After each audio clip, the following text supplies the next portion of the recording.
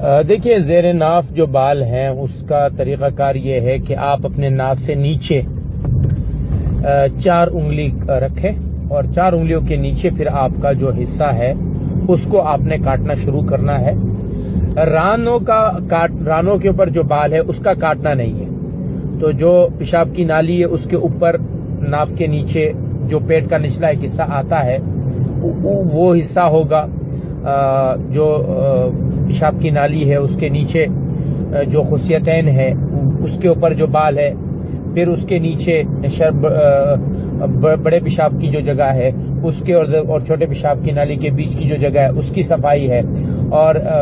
بڑے پیشاب کی جو نالی ہے اس کے اوپر کے جو آس پاس کے بال ہیں یہ سارے بالوں کا کاٹنا ہے۔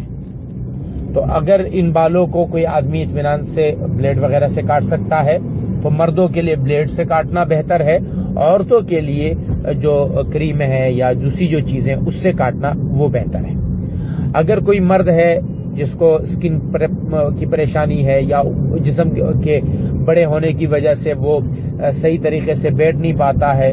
اور وہ بلیڈ سے کاٹنا مشکل ہے تو وہ کریم سے یا کسی اور چیز سے بھی کاٹ سکتا ہے، یا خواتین ہے جو بلیڈ وغیرہ سے جو ہے وہ کاٹنا چاہتی ہے تو ان کے لیے بلیڈ وغیرہ سے بھی کاٹنے کی گنجائش۔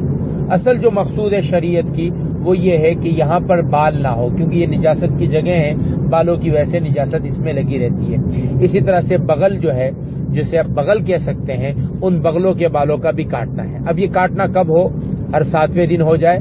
ورنہ بہتر یہ ہے کہ 15 دن سے زیادہ نہ کریں۔ 40 دن سے زیادہ کرنا مکروہ تحریمی ہے۔